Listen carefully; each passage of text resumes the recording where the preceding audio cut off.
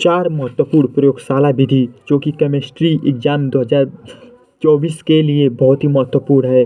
4 प्रयोगशाला विधि तैयार कर लोगे तो आपको 5 नंबर, उस 5 अगर चारों में से कर ले तो कोई एक आएगा, आपको 5 नंबर मिल जाएगा।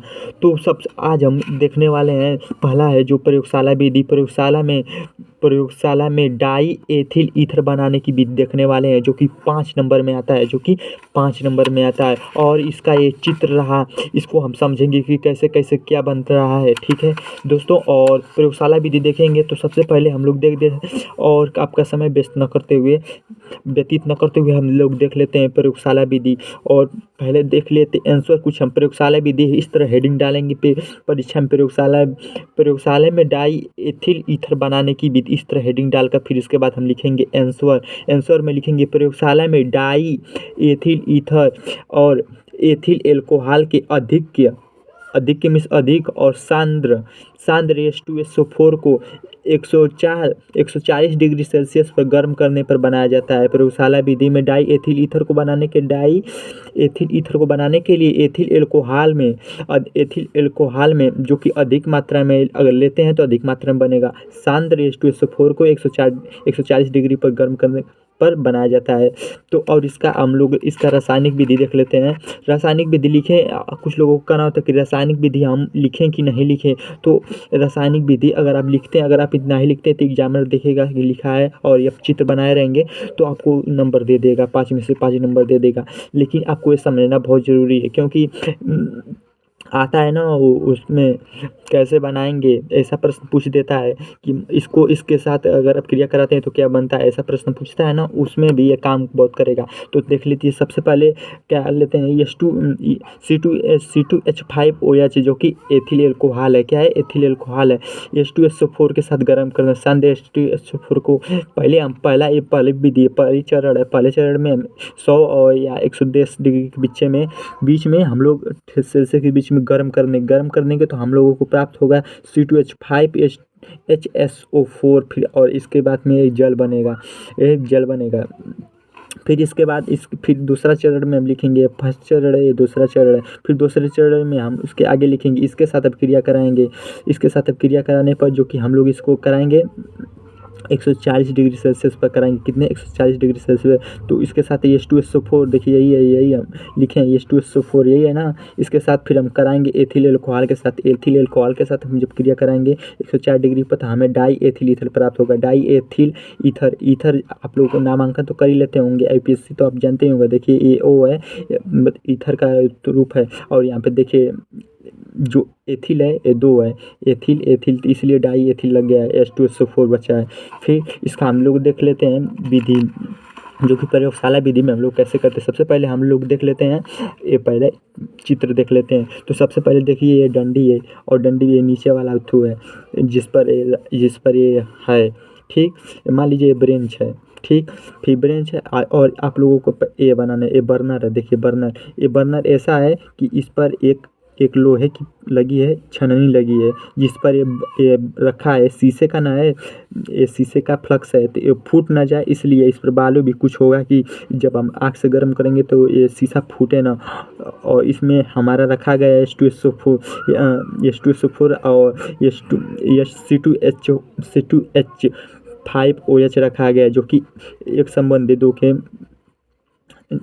2 में दे के अनुपात में रखा गया है। ठीक है दोस्तों, और ये देखिए थर्मामीटर है। देखिए ये थर्मामीटर जो कि हमें डिग्री बताएगा, कितनी डिग्री को हो गए, कितनी सेल्सियस हमें चाहिए, कितनी सेल्सियस पर हमें गर्म करना है, ये बताएगा। और ये देखिए एक नली है, नली में जिसे हम C2H5OH डालेंगे, C2H5OH को डालेंगे, एथिल एल्कोहल को डालेंगे कि हमें कितना, अगर जितना मात्रा में चाहिए हम इसमें डालते जाएंगे, और इसमें से इसे गर्म करेंगे तो ये वाष्प बनता जाएगा।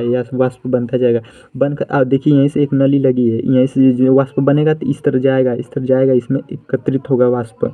ठीक, इस एकत्रित होते हुए फिर इसमें यहाँ जाएगा, और यहाँ पर जल है, ये नली है। देखिए इतनी बड़ी नली है ना, इसमें ये जल है, ठंडा जल है। ये देखिए बंद है, तो ऊपर से इसमें जल डाल देंगे। इससे जब वाष्प जो है, जिसमें से वाष्प जाएगा तो ये ठंडा होने लगेगा। जब ये ठंडा होने लगेगा तो नीचे जाएगा, नीचे ये एडाप्टर, इसे एडाप्टर कहते हैं। इसमें जाएगा तो ये बूंद के रूप में जाएगा, बूंद के रूप में नीचे जाएगा और कुछ जलवाष्प रहेंगे जो नीचे आए रहेंगे, इसमें आ जाएंगे। ठीक, तो जलवाष्प कुछ इसमें भी बचे रहेंगे। तो वो यहाँ पे देखिए ये बर्फ़ है, बर्फ़ की पानी रखी, पानी है बर्फ़ वाला जो ठंडा है। तो इसमें ये जो है, तो इसमें जलवाष्प कुछ रहेंगे, ये उनको भी ठंडा कर देगा, उड़ने नहीं देगा। तो इसमें हमारा बच जाएगा, हमें क्या बना था, डाई एथिल ईथर जो बनाना था, इसमें बन जाएगा। देखिए ये बर्फ़ है, ये ग्राही कहते हैं। ग्राही ग्राही किसे कहते हैं, लेने वाले को ग्राही करे। एडॉप्टर मतलब यहाँ से एडॉप्ट करता है, पकड़ता है। और ये संगनित है, संगनित संगनित कराता है इसे। ये जो संगनित इसमें है, जो ये वाष्प के रूप में है, ये ठंडा पानी से ठंडा कर देगा और ये बूंद के रूप में यहाँ से आने लगेगा। ठीक है दोस्तों, और इस तरह हमारी ये प्रक्रिया चलती है और इसका अधिक मात्रा में हम इसे बना सकते हैं। तो हम लोग इसको विधि कैसे लेंगे, अगर आप इस तरह भी लिख लेते हैं कि सबसे पहले हम एक बर्नर लेंगे, बर्नर के ऊपर हम एक छलनी नुमाकार एक प्लेट रखेंगे, प्लेट के ऊपर हम फ्लक्स रखेंगे और एक स्टैंड लगाते हुए फ्लक्स को हम कस देंगे और ताकि वो रुक जाए। फिर इसके बाद इस फ्लक्स में एक थर्मामीटर लेंगे और एक और नली लेंगे जिसमें C2H5 OH को डालेंगे, एथिल अल्कोहल को डालेंगे अधिक मात्रा के लिए। और इसके बाद एक और नली होती है जिसके माध्यम से अगर हम बर्नर को चालू करते हैं तो गर्म होता है, गर्म होने के बाद जलवाष्प यहाँ पे आता है। आने के बाद हम एक नली में लेते हैं, वहाँ पे एक संघनित लगा होता है, संघनित से हमारा जलवाष्प को जल के रूप में बनाता है, बूंदे के रूप में बनाता है। फिर इसके बाद एक एडाप्टर लगा होता है जो जल को एक नली एक ग्राही में ले जाता है, एक बर्तन में ले जाता है। बर्तन के आसपास भी एक ठंडा बर्तन लगा होता है, ठंडा उसे जलवाष्प रूपी को ठंडा करने के लिए एक और लगा होता है, जिसे एक और इसे क्या करेंगे, वो एक इसे कर लीजिए, एक बर्नर लगा होता है, बर्नर तो नहीं कहेंगे, एक पत्र और लगा होता है जिसमें ठंडा जल होता है और जो जलवाष्प बूंदे को और ठंडा कर देता है, जिससे और die ethyl alcohol die ethyl ether को उड़ने न दे। इस प्रकार हमारी ये प्रक्रिया चलती रहती है। अगर आप अपने भाषा में इस तरह लिखें तो ठीक है, या तो हमारे भाषा में जैसे मैं इस तरह लिखा हूँ इस तरह भी लिख सकते हैं कि एक गोल पेदी के फ्लक्स में C2H5 OH और सांद्र H2SO4 के अनुपात 1.2 का अनुपात लेते हुए, यहाँ पे अनुपात 1.2 का एक संबंधी 2 का अनुपात लेकर उपकरण को चित्रानुसार लगाया जाता है। फ्लक्स को बालू उष्मक पर 104 डिग्री सेल्सियस से 145 डिग्री सेल्सियस गर्म करने पर, जिससे में ईथर बर्फ जल में रखे ग्राही पत्र में एकत्र होने लगता है। इस विधि को अवतरित ईथीकरण विधि कहते हैं, क्योंकि एथिल अल्कोहल और सल्फ्यूरिक अम्ल के गर्म मिश्रण में एथिल अल्कोहल डालकर ईथर लगातार प्राप्त किया जाता है।